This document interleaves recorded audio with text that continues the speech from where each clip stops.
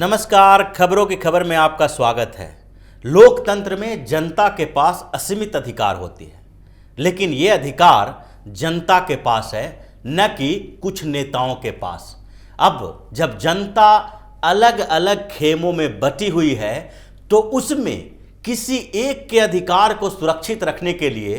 दूसरे के अधिकार को उससे वंचित नहीं किया जा सकता है। कुछ ऐसी स्थिति हो रही है किसान आंदोलन को लेकर। किसान संगठन अपनी मांग को लेकर अड़े हुए हैं, वो विरोध प्रदर्शन करते जा रहे हैं और उससे कोई कंप्रोमाइज करने की कोशिश में नहीं है। वो किसानों के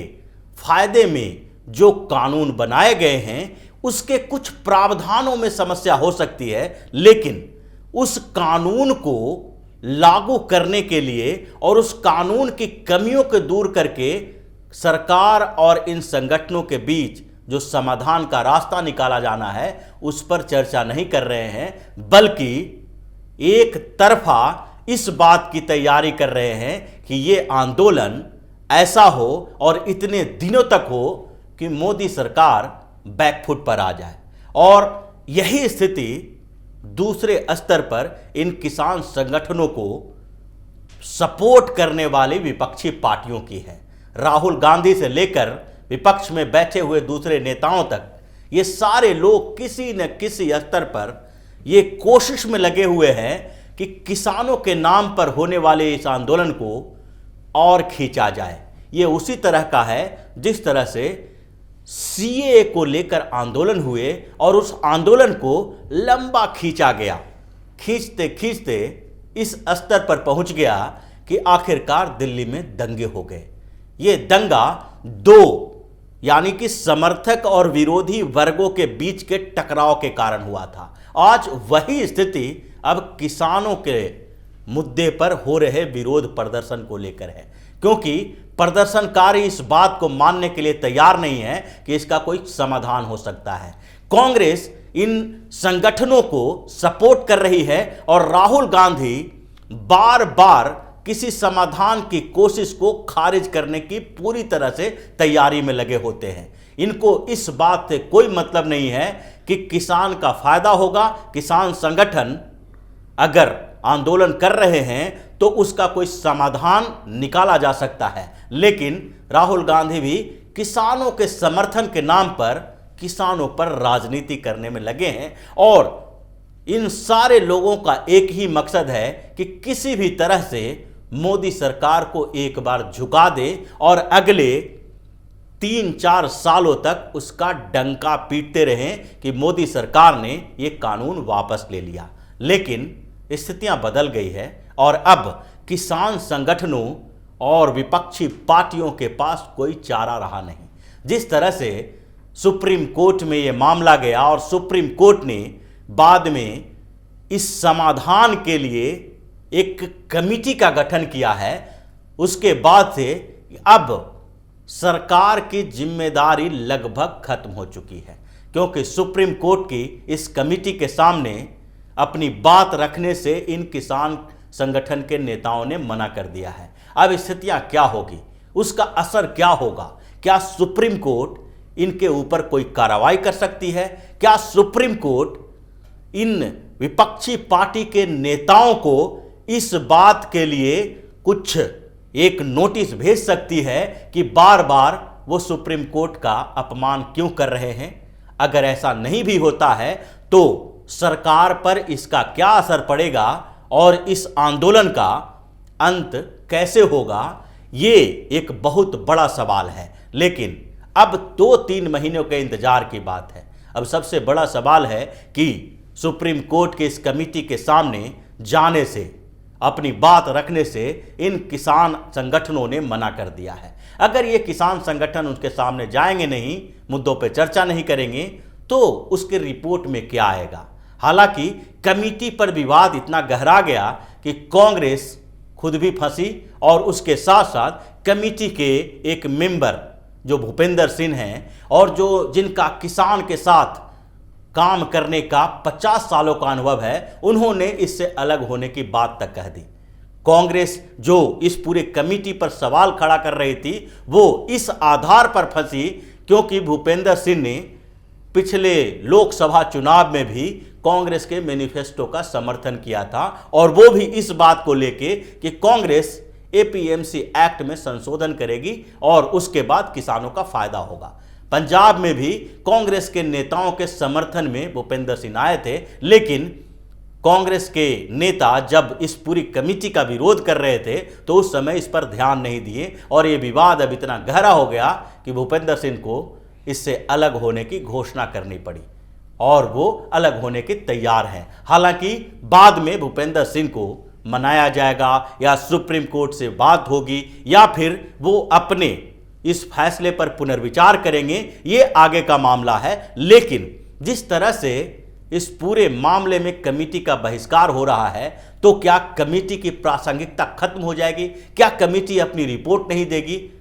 ऐसा नहीं है, क्योंकि इसके बाद जो किसान संगठन इस कमेटी का विरोध कर रहे हैं वो यही बात पर अड़े हुए हैं कि किसी भी स्तर पर इन कानूनों को वापस लेना पड़ेगा। लेकिन दूसरे स्तर पर अगर देखा जाए तो पूरे हिंदुस्तान में अलग अलग राज्यों में जो किसान संगठन इन कृषि कानूनों का समर्थन कर रहे हैं वो कमेटी के सामने जाने से मना नहीं कर रहे हैं, वो अपनी बात रखने के लिए जाने के लिए तैयार हैं। अब अलग अलग राज्यों की बात अगर करते हैं तो साउथ से नॉर्थ तक पंजाब के कुछ कृषि संगठनों को, किसानों के संगठनों को छोड़कर अलग अलग स्टेट में जो किसान संगठन इसके समर्थन में हैं वो अपनी कमेटी के सामने, जो सुप्रीम कोर्ट की कमेटी है उसके सामने अपनी बात रखेंगे और उनके नेता ये बताएंगे कि इन कृषि कानूनों का क्या क्या फायदा होने वाला है। और उसके बाद जब रिपोर्ट सामने आएगी तो ये लोग तो उससे बाहर होंगे, लेकिन समर्थन में और विरोध में कुछ भी किसी भी स्तर पर जो इस कमेटी की रिपोर्ट होगी वो सुप्रीम कोर्ट में पेश किया जाएगा। और सुप्रीम कोर्ट बाद में जो 3 महीने का समय मिला है, उस 3 महीने के बाद वो जो स्टे लगाई है इसके लिए इम्प्लीमेंटेशन पे, इसके लागू होने पे, अमल होने पे, तो उस पर फैसला सुनाएगी और उस पर अमल पर रोक को हटा लिया जाएगा। इससे फायदा और नुकसान किसको होने वाला है ये पूरे स्थिति को देखने के बाद समझ में आ रहा है, क्योंकि अभी 2-3 महीने तक हो सकता है कि इस आंदोलन को खींचने की कोशिश की जाए, लेकिन लोग अब धीरे धीरे इस बात को समझने लगे हैं कि जब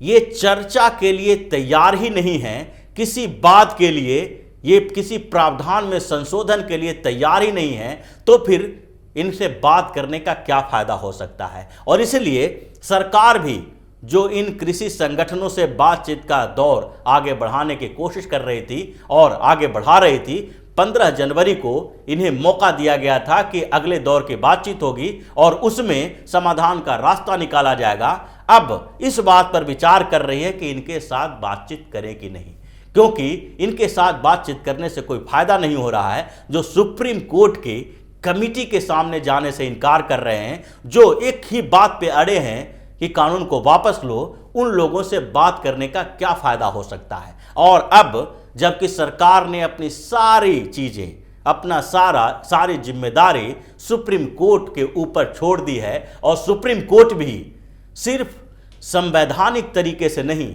बल्कि भावनात्मक तरीके से इस पर विचार कर रही है। क्योंकि अगर सुप्रीम कोर्ट सिर्फ संविधान के दायरे में रहकर इस पर फैसला सुनाती तो सुप्रीम कोर्ट के पास यह अधिकार नहीं था कि इस कानून के इम्प्लीमेंटेशन पर स्टे लगा दिया जाए। इन्होंने अपने फैसले में भी इस बात को बोला है कि चूंकि ये भावनाओं से जुड़ा हुआ मामला है, चूंकि इस मामले से किसान और देश के दूसरे हिस्सों में रह रहे लोग भी प्रभावित हो रहे हैं और लोगों को कम से कम इसकी स्पष्टता की जानकारी होनी चाहिए। लोग कंफ्यूज्ड हैं क्योंकि ये पॉलिटिकल मुद्दा बन गया है। तो ऐसे में कुछ समय के लिए इस कानून के इम्प्लीमेंटेशन के ऊपर रोक लगा देनी चाहिए और उसके बाद एक कमेटी बनाई जानी चाहिए जो सारे मामलों की जानकारी ले और उन लोगों को ये सामने में बताएं कि इसमें कमियां क्या है और इससे फायदा क्या हो सकता है। इसलिए अगर लीगलिटी का मामला होता, अगर संवैधानिक मामला होता, तो सुप्रीम कोर्ट के पास यह अधिकार नहीं है और इस चीज के लिए कई अर्थों में सुप्रीम कोर्ट की आलोचना भी हो रही है कि सुप्रीम कोर्ट ने संविधान के दायरे में रहकर काम नहीं किया बल्कि अति न्यायिक सक्रियता दिखाई है। लेकिन फिर भी सरकार इस पर चुप है और सरकार ने सुप्रीम कोर्ट की बात मान ली, सुप्रीम कोर्ट के कमिटी के फैसले को और इंप्लीमेंटेशन के ऊपर रोक के फैसले को भी मान लिया है। लेकिन दूसरी तरफ जो सिक्के का दूसरा पहलू है, जिसमें कांग्रेस, समाजवादी पार्टी जैसी पार्टियां बैठी हुई है और जहां पर ये किसान संगठन, जिसमें ज़्यादातर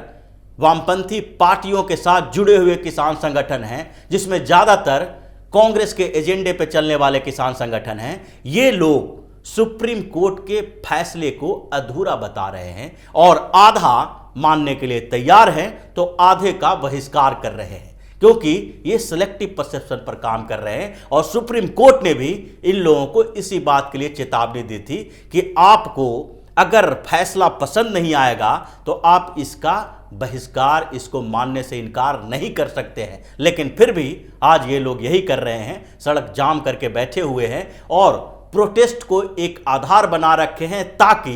मोदी सरकार की किसी तरह की बदनामी हो। क्योंकि जिस तरीके से सीएए के विरोध में आंदोलन चल रहा था उसमें भी कुछ ऐसी स्थिति थी और शाहीन बाग के आंदोलन ने एक रास्ता दिखाया डेडलॉक का, जिसमें कुछ लोग मिलकर लाखों करोड़ों लोग को प्रभावित कर सकते हैं और ये डेमोक्रेसी में ही किया जा सकता है। लेकिन जब स्थितियां बदलेगी और उनके समर्थन में भी लोग सड़क पर उतरना शुरू करेंगे तो ऐसे स्थिति में सरकार को एक कड़ा फैसला लेना पड़ेगा। और उस फैसले के इंतजार से पहले अगर किसान संगठन इस बात को मान लें तो सिर्फ उनके लिए नहीं बल्कि देश के लिए भी अच्छा होगा। तो इसी तरह की खबरों के साथ फिर से हाजिर होंगे, तब तक के लिए बने रहिए हमारे साथ और देते रहिए हमें सहयोग ताकि इसी तरह की खबर हम आपके लिए लाते रहें। धन्यवाद।